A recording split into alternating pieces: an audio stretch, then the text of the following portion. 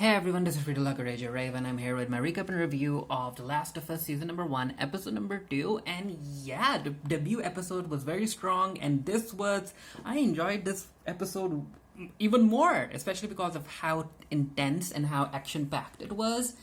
But yeah, anyway, coming back to the recap, it opens up back in 2003. It's a flashback sequence, and we are in Jakarta, Indonesia, and we get to meet this woman who is basically like a professor of mycology, and she is being escorted to this lab by government officials because they're like, you know what, we have the sample that we need you to check. So she ends up going to the lab.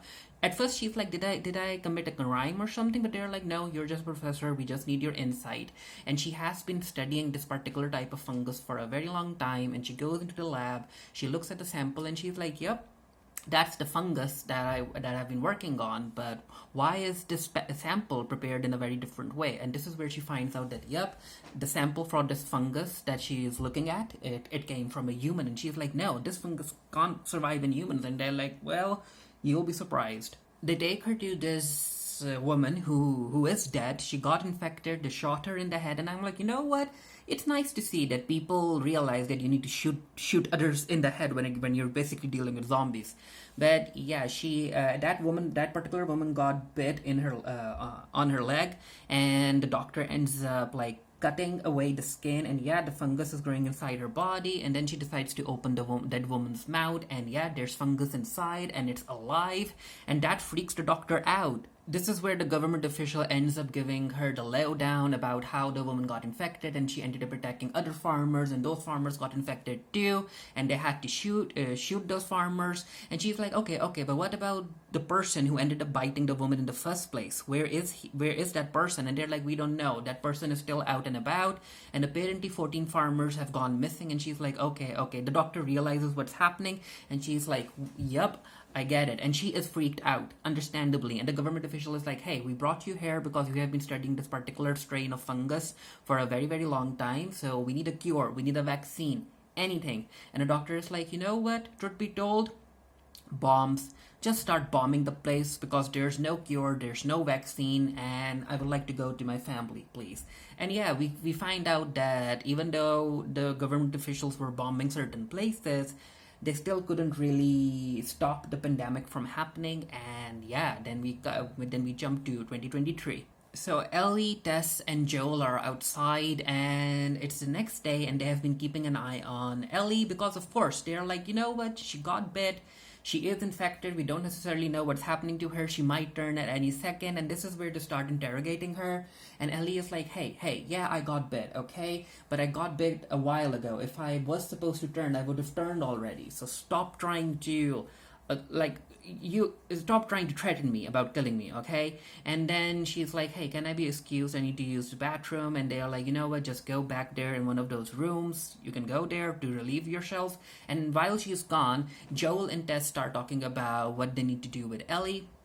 And basically, the entire conversation boils down to the fact that Tess still has hope. Tess is like, you know what, if she isn't affected, there might be some hope, because in a later scene, Ellie ends up telling Tess about what Marlene wanted to use her for. And I like that particular interaction because Ellie is like, you know what, Marlene told me not to tell anyone, and here I am telling the first person who ended up asking me the question.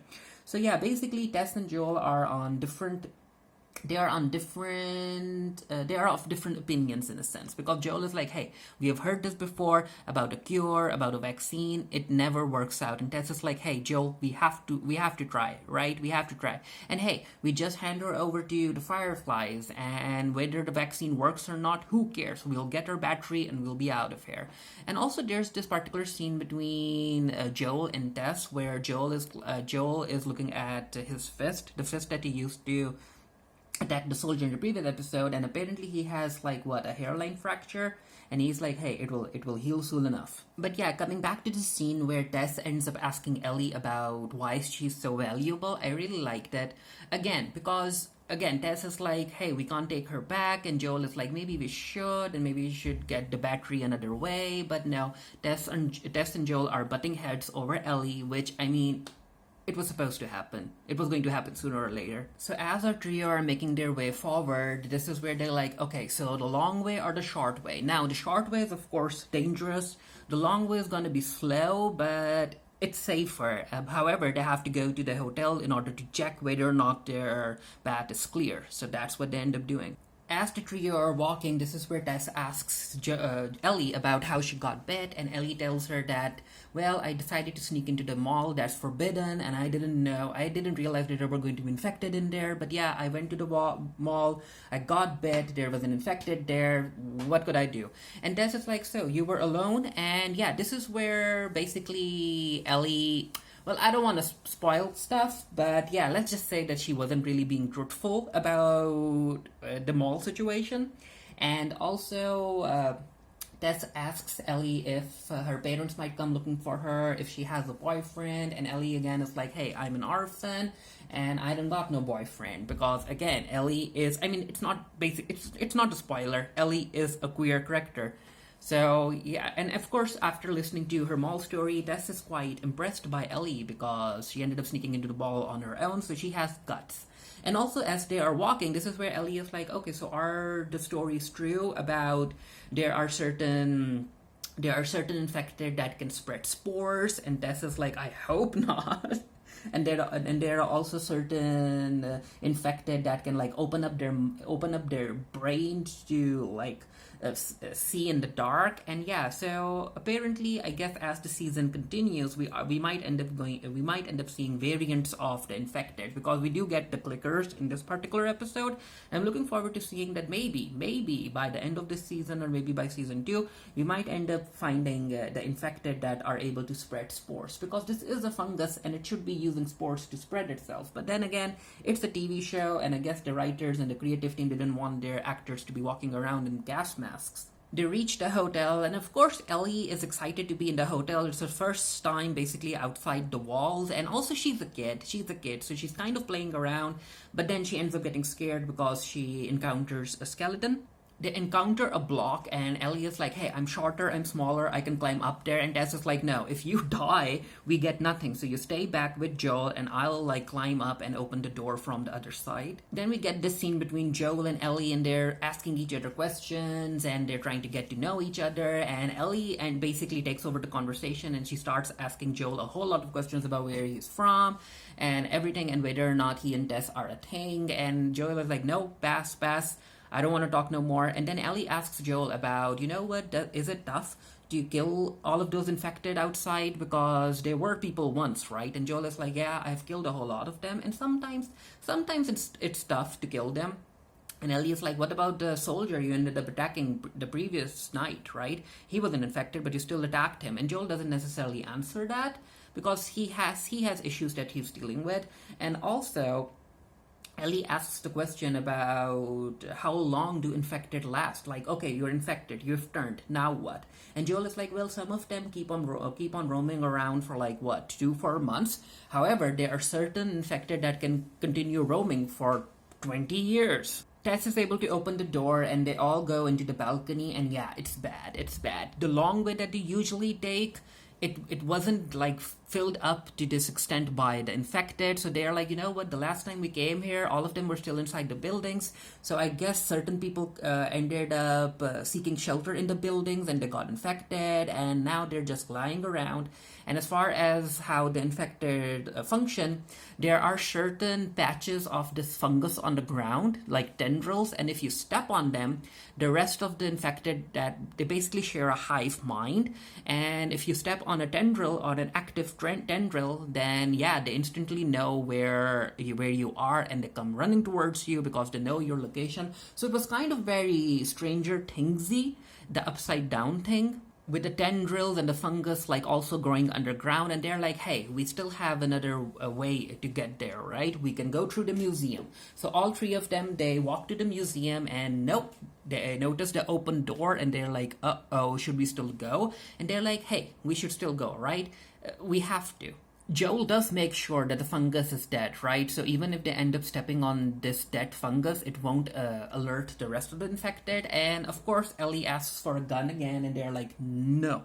As they walk through the museum, this is where they end up finding this dead body, and Ellie is like, what the heck, who attacked this guy? Because again, I have encountered infected before, and that doesn't happen. They just bite you. And Ellie and yeah, Joel and Tess know what's up. They have encountered clickers before, and they're like, you know what, they don't tell Ellie because they don't want her to get scared, but they're like, at first we were silent, but now we need to be, no, at first we were quiet, but now we need to be like dead silent, okay? No sound, no nothing. So they start moving up the stairs, and as they're walking up the stairs, there's this scene where Ellie like steps on a dead infected being's hand, and there's a loud crunch. But nothing comes after them yet. And then they enter this room, and yeah, because of plot conveniences, the roof comes down, and they are blocked. And because of the loud crash, this is where they start hearing the clickers. This entire scene was quite good. It was quite intense, as we could see the clicker from behind the mirror, the glass cases, and Joel ends up telling Ellie that, hey, they can't see, okay, but they can hear, so just be quiet. However, Ellie is having a tough time being quiet because she is 14 years old, and this is the first time she has encountered clickers, so she's breathing very, very heavily. And yeah, it doesn't work. The clickers end up noticing our trio, and they're scattered. They have to run away, and there's like 2 of them, so it's tough. The good news is that clickers have a weakness. Again, you can kind of distract them by being loud, and they do die. If you end up shooting them in the head like enough times, they do die. But yeah, it's bad. Ellie got scratched, and Ellie is like, yep, I knew it was going to happen to one of us, and she got scratched, so even she's kind of worried about whether or not she will turn, because she was bit previously. And as far as Tess is concerned, she like twisted her ankle, but they still need to keep on moving. So they arrive at the place where they're supposed to hand Ellie off to the fireflies, but no one's there, and Joel is like, hey, you two stay back, I need to go check out the place. And he goes, and he notices a dead person under the truck, and it's bad. Something happened here. Ellie is like, she notices blood on the footsteps, and she's like, yep, those people went in. And Joel is like, no, we can't go in. This is bad. I'm getting bad vibes. And Tess is like, no, enough is enough.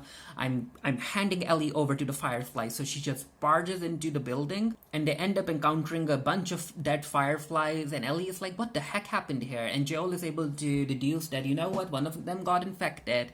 It infected other people, and then the healthy people were fighting the sick people, and no one basically won. Everyone's dead. And Tess is like, okay, what's happened has happened. Now, Ellie, tell me where Marlene was supposed to take you. And Ellie is like, I don't know, somewhere west. I have no idea. And Joel is like, hey, let's head back, right? Let's head back. And Tess is like, no, we can't do that, Joel. We just can't do that because our luck was going to run out sometimes, right? And this is where Ellie is like, wait. She's infected. And Ellie also noticed her own scratch, and she didn't get infected even though she got scratched again.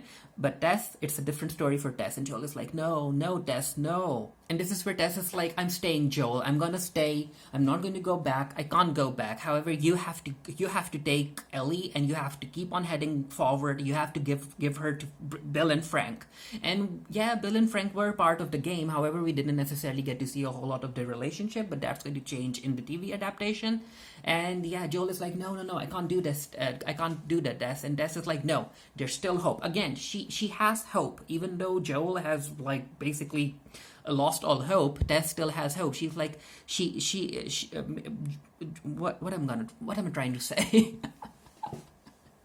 But yeah, Tess is like, she'll be used to make the vaccine to help humankind. You have to do this, Joel. Save those who you can still save. You can't save me no more. And this is where the group notices that all of the dead bodies, they are basically lying on the active fungus patch. And of course, that active fungus patch ends up sending a signal to the horde of the zombies. And yes, those zombies are running towards Joel, Tess, and Ellie. So Tess ends up spilling a whole lot of oil and grenades and everything, and she's like, you know what, I'm gonna die anyway, so I'm going to prevent that horde from coming after you. So Joel, take Ellie and just run. And Joel does that, even though Ellie is screaming because she's like, I don't wanna leave Tess behind. we get this very intense scene where Tess is trying to light her lighter and it's not working, and one of the zombies notices her while the rest are running after Joel and Ellie. And yeah, that zombie ends up taking out its tendrils in order to infect Tess, and she's still trying to get the lighter to work. And I'm like, you know what? Considering that this show is The Last of Us, and considering that I've played the game, there is a very, very high chance that Tess ends up failing to protect Ellie and Joel. But thankfully that doesn't happen, because even if it did happen, that Tess failed to blow the building up, it would have been in line with what basically happens in The Last of Us narratively. A lot of bad things happen. Yeah, Tess is able to blow up the building and give Ellie and Joel a chance to keep on surviving, and this is where the episode ends. And the next episode is going to focus, if I'm correct, the next episode is going to focus on Bill and Frank's relationship. Again, this is a very queer show because it is an adaptation of a very, very queer game series. Hopefully people will continue watching this show and enjoying it, because the first episode did get 10 million views, which is basically it's impressive, very, very impressive. So hopefully the viewership doesn't fall as the show continues. But anyway, let me know what you thought of the episode down in the comment section below. I wasn't expecting Tess to die in the second episode, but again, this is The Last of Us, right? Bad things happen and bad things will continue to happen. But yeah, let me know what you thought, and until next time, stay happy, stay safe, stay blessed.